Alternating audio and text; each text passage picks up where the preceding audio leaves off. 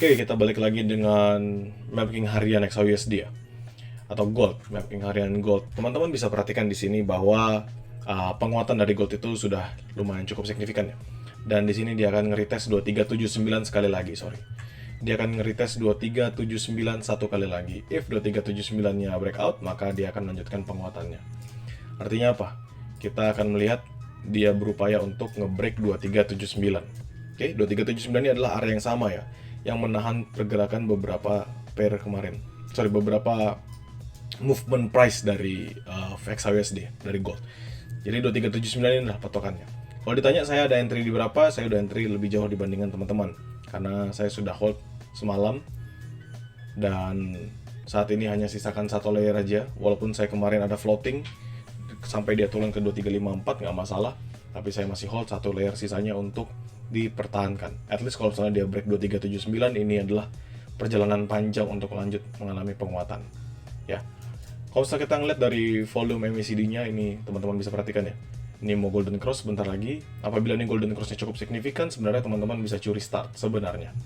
Ya, ini kita usah tarik. Ini kalau di lower time frame, ya teman-teman bisa ngeliat bahwa dia baru banget nge-break juga di lower time frame-nya ya, di 2375. Artinya apa? Artinya kalau teman-teman mau entry duluan, dan ini high risk ya teman-teman ya, 2375 ya, dari 2375, atau misalnya teman-teman masuknya dari 2374, ya penting 2375 2374 lah, as long dia nggak nge-break ke bawah lagi.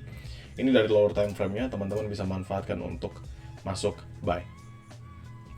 Ya, saya conviction tetap sama teman-teman ya. Conviction saya adalah bullish. Dari kemarin, saya selalu bilang ke teman-teman, conviction saya adalah bullish. Jadi dikasih turun itu harga diskon bagi saya.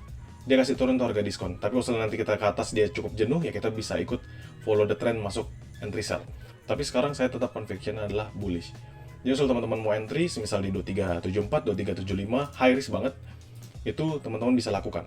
Kenapa? Karena saat ini dia punya momentum yang cukup kuat, dan apabila dia breakout 2379, maka ini akan melanjutkan penguatannya. Jadi teman-teman bisa pilih entry di sekarang atau nanti ketika momen dia breakout realnya di 2379. Dan kalau misalnya teman-teman punya pertanyaan, itu sebenarnya apakah saya akan hold area-area buy yang saya lakukan? Yes, saya akan hold area buy yang saya lakukan. Dan di mana nanti entry sell-nya? Sama seperti kemarin juga. 2388 ini menjadi patokan pertama, lalu nanti kita balik ke 2394, 2395 ya. Ini adalah area yang sama juga, yang kemarin kita bahas, 2395 aja lah saya tulis. 2395. Jadi dia nggak bisa di break dari kemarin. Oke. Dan ini adalah beberapa zone yang bisa kita pastikan dia akan bergerak ke sana. Apabila nanti dia ngehit semisal di 2388, lalu dia tidak close, dia nggak breakout, maka kita bisa masuk untuk entry sell. Setidak-tidaknya kita bisa mendapatkan momen retracement-nya lagi. Kalau kita ngeliat dari time frame minor ya, dari trendline minor, ini kan mengalami downtrend ya sebenarnya. Minor aja, tapi ini nggak kayak secara keseluruhan. Ini kan mengalami downtrend. Jadi ada potensial dia di 2388 itu agak cukup sulit untuk nge-breakout. Tapi kalau teman-teman perhatikan di trendline bullish-nya, ini saya juga tarik dari H1, teman-teman bisa melihat bahwa trendline bullish-nya ini baru banget di-hit kemarin. Ya, ini baru banget di-hit. Kalau kita tarik bersamaan, ini kan kalau gini di bawah, ini di atasnya seperti ini ya. This one. Ini dia baru banget nge-hit ke bawahnya, dan dia rebound kembali. Artinya apa? Ini dia sudah membentuk yang namanya higher low, dan berpotensi untuk setidak-tidaknya ya masuk ke pertengahan lagi, which is itu di area 2380-an, sampai dia nanti membentuk yang namanya higher high. Oke.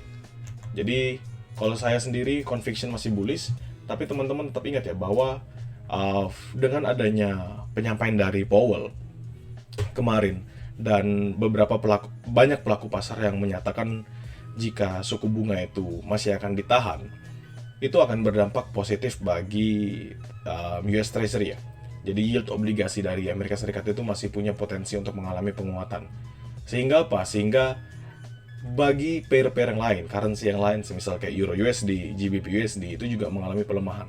Kenapa bisa begitu? Karena orang-orang akan lebih memilih menempatkan dananya pada USD, menempatkan dananya di obligasi negara. Dan ini juga akan berpengaruh terhadap non-yield bullion seperti XAUSD, silver, dan lain sebagainya ya.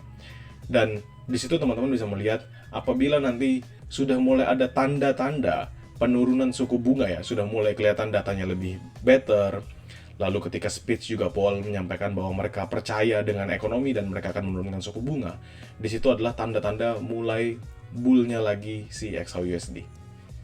Dan ini juga terhadap pair-pair yang lainnya. Nanti saya akan bahas per masing-masing pair-nya. So thank you. Menurut saya sendiri itu udah cukup. Jadi sekarang teman-teman fokusnya untuk bull dulu. Kita cari area buy. Entry buy adalah yang terbaik yang bisa kita lakukan sekarang, apalagi ketika nanti MACD-nya golden cross. Ya, MACD golden cross it is a good sign. Oke, dengan momentum RSI-nya sudah balik, bayarnya sudah full di 50%, at least kita bisa ngedorong. Saya sampaikan teman-teman mau makan high risk bisa. Jadi teman-teman buy di momen sekarang, atau teman-teman tunggu sampai dia 2379-nya breakout. Seperti itu. Oke. Dan mungkin dia akan mulai bergerak signifikan itu nanti lah, di jam-jam setengah 1, jam setengah 2 baru mulai signifikan.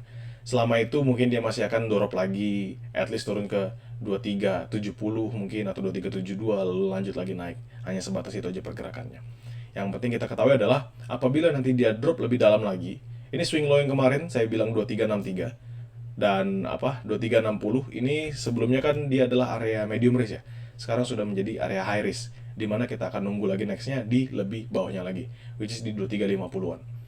Jadi nggak ada masalah kalau misalnya menurut saya sendiri, teman-teman sudah punya 3 price ya, yang sudah menjadi patokan, 2379, 2388, dan 2395. Ini adalah psychological price. 2379 breakout, dia lanjut naik kencang. 2388 dia breakout, dia naik lanjut kencang. 2395 dia breakout, dia naik lanjut kencang ke 2400-an ke atas, which is itu sell optimal kita. Ya, 2400 di atas ini adalah sell optimal kita. At least kita bisa makan sell di area sana.